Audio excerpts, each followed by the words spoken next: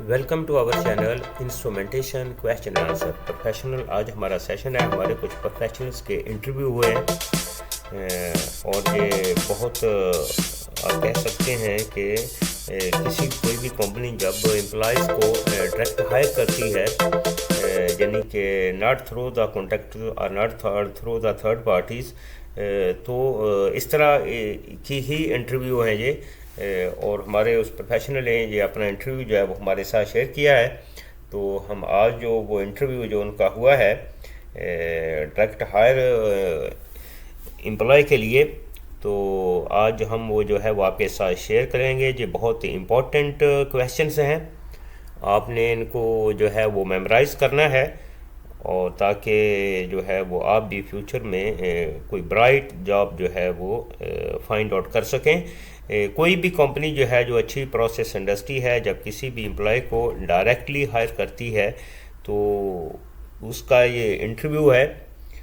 तो चलें, अगर आप हमारे चैनल पर नए हैं तो हमारे चैनल को सब्सक्राइब कीजिए और साथ ही साथ बेल आइकन के बटन को भी टच कर दीजिए ताकि हमारी हर आने वाली video from instrumentation question answer से सबसे पहले आप तक पहुंचे, जो कि आपके प्रोफेशन को इम्प्रूव करे। तो चलें, प्रोफेशनल टाइम ज़ाया किए बगैर बढ़ते हैं हम आज के सेशन की तरफ। जैसा कि रिसेंटली हमने एक्सप्लेन किया कि हमारे प्रोफेशनल से सबसे पहले इंट्रोडक्शन किया गया कि please explain about your self. तो आपको पता है कि इंट्रोडक्शन में आपने क्या एक्सप्लेन करना होता है। आपने जो भी सीवी में अपना एक्सपीरियंस पास्ट करंट जो मेंशन किया होता है, आपका एक्सपीरियंस जो है वो आपकी टेक्निकल क्वालिफिकेशन जो है, वो तमाम चीज़ें आपने इंटरव्यू के सामने रखनी होती हैं। तो चलते हैं हम टेक्निकल क्वेश्चन की तरफ। सबसे पहले उनसे जो क्वेश्चन किया गया तो explain the DP switch calibration procedure, कि डीपी स्विच को कैलिब्रेट करने का प्रोसीजर एक्सप्लेन करें। तो प्रोफेशनल डीपी स्विच को कैलिब्रेट करने के लिए हमें सबसे पहले जो है वो उसकी डाटा शीट रिक्वायर्ड होती है। उसके बाद जो है वो टेस्ट इक्विपमेंट रिक्वायर्ड होते हैं। टेस्ट इक्विपमेंट में आपको पता है कि हमें एक मल्टीमीटर रिक्वायर्ड होता है, प्रेशर सोर्स रिक्वायर्ड होता है। तो ये दो इम्पॉर्टेंट टेस्ट इक्विपमेंट जो हैं और हैंड टूल्स रिक्वायर्ड होते हैं, ये चीज़ें हमें रिक्वायर्ड होती हैं।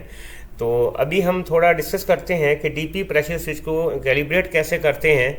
जैसा ये हमारा डीपी प्रेशर स्विच है, यानी कि डिफरेंशियल प्रेशर स्विच है, ये नॉर्मल प्रेशर स्विच नहीं है। इसके बारे में कंप्लीट जो है वो कैलिब्रेशन प्रोसीजर, कंप्लीट मेथड जो वीडियो जो है वो हम फ्यूचर में अपलोड करेंगे। लेकिन शॉर्टली यहाँ आपको एक्सप्लेन करते जाते हैं कि डीपी प्रेशर स्विच को कैसे कैलिब्रेट किया जाता है। आपने as per the data sheet में जो भी सेट पॉइंट मेंशन किया हुआ है, आपने उस सेट पॉइंट के मुताबिक हाई प्रेशर जो है वो आपने कनेक्शन जो है वो अपने प्रेशर सोर्स से इस प्रेशर स्विच के एचपी साइड पर जो है वो कनेक्ट कर लेना है। ठीक है, कनेक्ट करने के बाद आपका जो भी सेट पॉइंट है उस सेट पॉइंट से आपने अबव जो है वो प्रेशर को लेके जाना है और स्लोली रिड्यूस करना है अनटिल के आपका जो सेट पॉइंट है वहाँ पर प्रेशर स्विच आकर एक्टिवेट हो। तो अगर नहीं हो रहा तो वहाँ पर आपने उसकी एडजस्टमेंट रहती है। इसमें किसी में नॉब्स होती हैं, किसी में पोटेंशियोमीटर्स होते हैं, तो आपने उनको एडजस्टमेंट करके जो है वो क्लॉकवाइज एंटी क्लॉक जो है इस प्रेशर स्विच को एज अपने सेट पॉइंट पर एक्टिवेट करवाना है। और आपने अपने मल्टीमीटर को जो है वो कंटिन्यूटी पे रखा होता है, जो उसको आपने देखना है कि अगर आपने जो आप एनसी यूज़ कर रहे हैं तो वो एनओ हो जाएगा, अगर एनओ यूज़ कर रहे हैं तो वो एनसी कॉन्टैक्ट में चेंज हो जाएगा। तो यही शॉर्टली इसका डीपी स्विच की कैलिब्रेशन का प्रोसीजर है।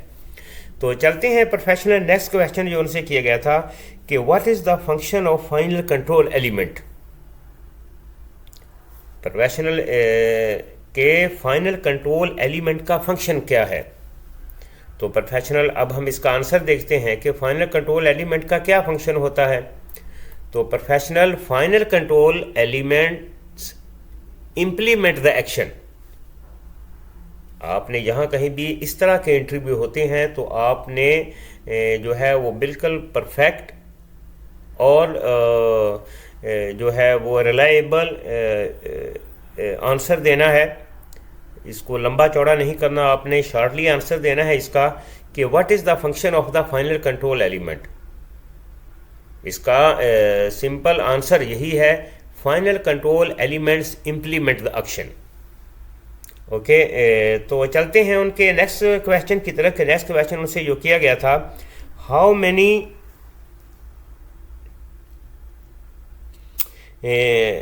Many layers, safety layers in the process area.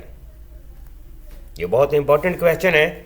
How many protection safety layers in the process area, कि किसी भी प्रोसेस प्लांट में जो है वो सेफ्टी प्रोटेक्शन लेयर्स कितनी हैं। ये प्रोफेशनल आपको पता होना चाहिए कि किसी भी प्रोसेस इंडस्ट्री के अंदर प्रोटेक्शन सेफ्टी लेयर जो है वो कितनी है। तो ऑलमोस्ट प्रोफेशनल इसका आंसर ये है कि ऑलमोस्ट इसमें 9 लेयर्स होती हैं। पहली होती है प्रोसेस की, सेकंड नंबर पे होता है बेसिक प्रोसेस कंट्रोल सिस्टम होता है, थर्ड नंबर पे अलार्म एंड ऑपरेटर इंटरवेंशन होता है, और फोर्थ नंबर पर सेफ्टी इंस्ट्रूमेंटेड सिस्टम होता है, और फिफ्थ नंबर पर फिजिकल प्रोटेक्शन रिलीफ डिवाइसेस होती हैं हमारी, और सिक्स्थ नंबर पर फिजिकल कंटेनमेंट होती है, और सेवन्थ नंबर पर फायर एंड गैस सिस्टम होता है, और एट्थ नंबर पर प्लांट एमरजेंसी रिस्पांस होता है, और नाइन्थ नंबर पर कम्युनिटी एमरजेंसी रिस्पांस होता है। तो इसकी ऑलमोस्ट 9 लेयर्स होती हैं किसी भी प्रोसेस इंडस्ट्री में। ये आपने मेमोराइज रखना है, ठीक है। नेक्स्ट क्वेश्चन की तरफ हम प्रोफेशनल चलते हैं कि उनसे ये क्वेश्चन किया गया कि draw the 2 out of 2 solenoid wall operated architecture. ये आम इंटरव्यू से थोड़ा डिफरेंट इंटरव्यू है। ये आप भी नोट कर रहे होंगे कि ये इंटरव्यू के ये जितने भी क्वेश्चंस हैं ये थोड़ा सा डिफरेंट है। तो अभी हम प्रोफेशनल ये चलते हैं इसके आंसर की तरफ कि इसका आंसर क्या है। उन्होंने पूछा है कि draw the 2 out of 2 SOB architecture, कि 2 आउट ऑफ 2 SOB आर्किटेक्चर जो है वो इसको ड्रा करें। तो प्रोफेशनल अब हम इसका आंसर देखते हैं। ये हमने आपके लिए इसको ये ड्रॉ किया है। इसमें 2 आउट ऑफ 2 यानी कि अगर ये दोनों सोलिनॉइड वॉल अगर फेल होते हैं, यहाँ पर लॉजिक उसने नहीं पूछा है, यहाँ पर उसने पूछा है कि 2 out of 2 solenoid wall architecture draw करो। नॉर्मल क्वेश्चंस में क्या पूछते हैं 2 out of 3 logic, 2 out of 2, 1 out of 2, लेकिन यहाँ पर उसने डिफरेंट क्वेश्चन पूछा है कि 2 out of 2 solenoid operated wall का आर्किटेक्चर जो है वो ड्रा करें। तो यहाँ पर आपके लिए हमने ये ड्रा किया है, इसको 2 सोलिनॉइड वॉल को हमने यूज़ किया है। यहाँ पर हमारी इंस्ट्रूमेंट एयर सप्लाई है, यहाँ टी ऑफ करके हमने दोनों SOB की इनलेट पर सप्लाई दी हुई है, और एक SOB की आउटलेट जो है वो दूसरे वाले SOB की जो एग्जॉस्ट पोर्ट में जा रही है, थर्ड नंबर पे जा रही है कि अगर ये SOB फेल होता है तो ये दूसरा SOB जो हमारा जो है वो एक्शन में आ जाएगा, और हमारा जिस पर्पज़ के लिए भी इस SOB को यूज़ किया है, कंट्रोल वॉल के लिए यूज़ किया है या किसी और लॉजिक के लिए यूज़ किया है, तो वो हमारा सेफ कंडीशन में रहे। यहाँ पर ये इस तरह का आर्किटेक्चर वहाँ यूज़ किया जाता है। यहाँ पर जो है जो लॉजिक रिक्वायर्ड होता है, सेफ्टी रिक्वायर्ड होता है, स्पेशली ESD लूप्स वगैरह में इसको यूज़ किया जाता है। तो प्रोफेशनल ये भी बहुत इम्पॉर्टेंट है। इसके बारे में रिसेंटली हमने वीडियो अपलोड भी की थी कि 2 सोलिनॉइड वॉल्स क्यों यूज़ करते हैं। इस तरह की एक वीडियो जो है वो 1 या 2 वीडियो ऑलरेडी सिस्टम में पड़ी है, आप उन वीडियो को भी वॉच कीजिए, और स्पेशली इन क्वेश्चंस को आपने मेमोराइज करना है, ठीक है। अभी चलते हैं प्रोफेशनल उनके नेक्स्ट क्वेश्चन की तरफ। उन्होंने पूछा है कि what is the check wall, यानी चेक वाल क्या है। ये डिफरेंट सा क्वेश्चन है कि चेक वाल जो है वो आप एक्सप्लेन करें कि चेक वाल क्या है। तो प्रोफेशनल चेक वाल एक वाल ही एक डिवाइस है, एक तरह का ये वाल है जिसको हम बहुत सारे जगह पर प्लांट्स पर जो है वो NRV भी कहा जाता है। यानी कि अगर ये सिर्फ अलो करते हैं फ्लूइड्स को वन साइड फ्लो के लिए, वापसी रिटर्न फ्लो, इस जहाँ पर हमें जो सेफ्टी रखनी होती है वहाँ पर इस वाल को यूज़ किया जाता है, जिसको हम चेक वाल बोलते हैं। यहाँ पर उसने चेक वाल ही का वर्ड यूज़ किया है, इसने एनआरबी वर्ड यूज़ नहीं किया। तो इसको बहुत सारे प्लांट्स पर एनआरबी भी कहा जाता है और बहुत सारे प्लांट्स पर जो है वो चेक वाल भी कहा जाता है। तो चेक वाल वो होता है, what is the check wall? Check वाल यानी कि इट इज़ द वाल that protect the reverse flow. This is the simple and short answer है इस क्वेश्चन का। तो नेक्स्ट क्वेश्चन उन्होंने प्रोफेशनल से किया गया था, explain the types of the check wall. Check wall की टाइप्स को एक्सप्लेन करें। यानी चेक वाल आपने देखा कि इसमें थोड़ा उन्होंने ये डिफरेंट टाइप के जो क्वेश्चंस जो हैं चेक वाल के बारे में उन्होंने किए हैं कि चेक वाल की टाइप जो है वो आपको एक्सप्लेन करनी होती हैं। तो प्रोफेशनल आपने ये इंटरव्यू जो हमारे प्रोफेशनल ने शेयर किया है, वहाँ पर हमारे प्रोफेशनल ने इस इंटरव्यू को ऑलमोस्ट 2 प्रोफेशनल्स ने अटेंड किया है और दोनों ने हमें ये क्वेश्चन जो हैं वो ये सेंड किए हैं। तो दोनों एक ही तरह के क्वेश्चन हैं, इनमें कोई डिफरेंस नहीं है।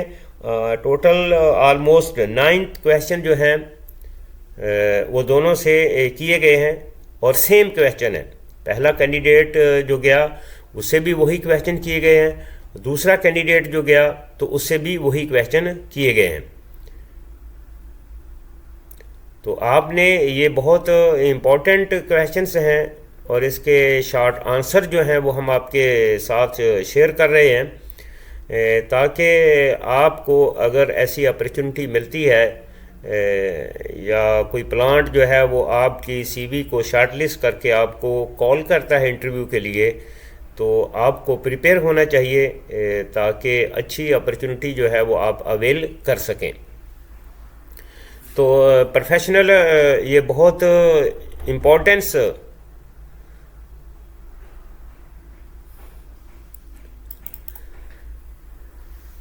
उसमें ये पूछा गया कि ये क्वेश्चन जो हम डिस्कस कर रहे थे कि explain the types of the check wall, कि चेक वाल की टाइप्स को एक्सप्लेन करें। तो प्रोफेशनल चेक वाल्स की नॉर्मल में 2 टाइप्स होती हैं, एक स्विंग चेक वाल होता है और एक लिफ्ट चेक वाल होता है।